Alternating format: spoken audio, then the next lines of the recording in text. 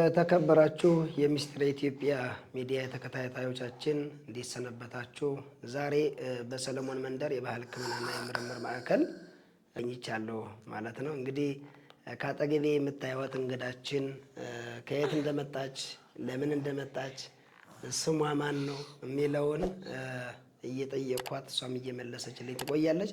እስከ መጨረሻው ድረስ ከኛ ጋር እንድትቆዩ ጋብዛለሁኝ። እንግዲህ እንኳን ደህና መጣሽ። እንኳን ደህና ቆየ። ስምሽን ከየት እንደመጣሽ ልትነግሪ ትችያለሽ? እሺ፣ የመጣሁት ከጎንደር ነኝ። ሙና ጌታቸው እባላለሁ። በጣም ጥሩ። ወደዚህ ተቋም በምን ምክንያት ነው የመጣሽው?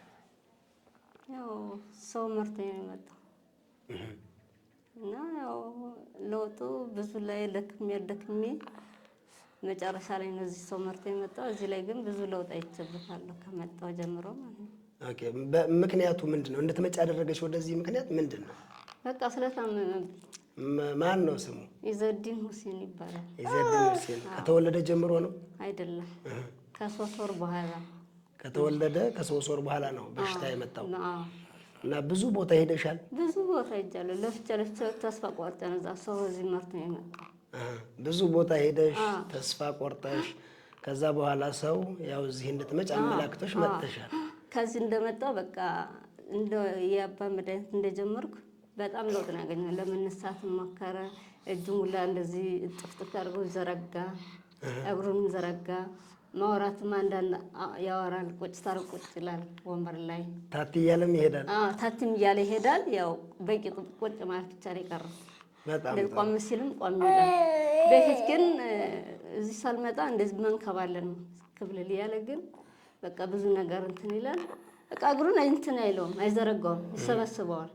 እንደ ግርር የሚያደርገው የነበረ እጁንም እግሩን በቃ እስከመጣው ብዙ አይነት ለውጥ አለው። በጣም ጥሩ። እና በዚህ በሕክምና ማዕከሉ ከመጣሽ ጀምሮ ብዙ ለውጥ እንዳየሽ እየነገርሽን ነው። ያጋጠሙሽ ችግሮች አሉ በሕክምና ማዕከሉ ስትቆይ? ትንሽ ያጋጠመኝ ያው ዳይፐር ምናምን ትንሽ የሚቸግረኝ ነበረ። ተሟልቶልኛል። ሰውም ይተባበረኛል፣ ያግዘኛል። አባም ይኑሩ እያገዙኝ ነው። በጣም ጥሩ። ከሕክምናው በተጨማሪ አባ ያግዙሽ ነበር? ላቢ፣ ዳይፐር፣ የሳሙና ሁሉ ነገር። ጥሩ፣ በጣም ጥሩ ነው። አንቺ እንግዲህ እንደሚታወቀው የእስልምና እምነት ተከታይ ነሽ። እንዴት አየሽው? ተቋሙ እንዴት ነው? በጣም አሪፍ ነው። እኔም ከዚህ በኋላ ሰው ይዤ እመጣለሁ። ሰው ይዘሽ ትመጫለሽ? እመጣለሁ። ደስ ብሎሻል? በነበርሽበት ደስተኛ ነሽ? ደስተኛ ነኝ። በጣም ደስተኛ ነኝ። በቃ ማዘር አሁን ቅርብ ጊዜ ስለሞተች ደስ ትንሽ። በጣም ጥሩ። በመጨረሻ ያው አሁን አቢ እንዴት እንደሆነ እያየን ነው። በእርግጥ እኔም አውቀዋለሁ ሲመጣ። እግዚአብሔር ይመስገን ለውጥ አለ። ቀጣይ ደግሞ የተሻለ ከዚህ እንደሚሆን እናምናለን። እና ምናልባት ጥቅል ለተቋሙ ለሰራተኛው የምታስተላልፊው መልእክት አለሽ? ሁሉም ተቋም ሰራተኛ ሁሉም ደስ የሚል ነገር ነው ያለ። ሁሉም ይንከባከቡኛል።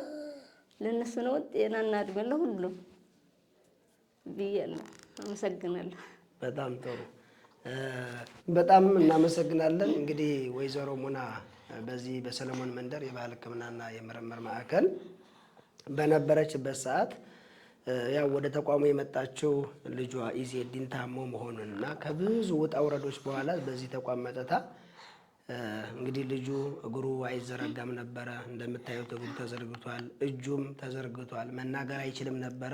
እንዲናገር እግዚአብሔር ረድቷት ሆኗልና በዚህ የእስልምና እምነት ተከታይ ነች። ነገር ግን በእምነቷ ምንም አይነት አድሎ ሳይደረግ ተቋሙ ለሌሎች የሚሰጠውን አገልግሎት ሲሰጣት እንደነበረና የእምነት ድንበር የለሽ ተቋም መሆኑን እየመሰከረችልን ነው ማለት ነው። እንደ ጥቅል በነበረችበት ሰዓት ችግሮች ቢኖሩም ችግሮቹን አባ በዛው ቀርፈውላት፣ የዚህ በተለይ የዳይፐር ችግር ነበረ፣ ሌሎችም የሳሙናም ችግሮች ነበሩ። ይሄንን ተቋሙ ከሕክምና በተጨማሪ ይሰጣት እንደነበረ ገልጻልናለች። እንግዲህ ወይዘሮ ሙና በጣም እናመሰግናለን። ልጅሽ ከዚህ በላይ የተሻለ ጤንነቱን አግኝቶ ላንቺም ለሀገሩም ጠቃሚ እንዲሆን የእግዚአብሔር አምላክ ቸርነቱ ከሁላችን ጋር ይሁን። እጅግ በጣም እናመሰግናለን።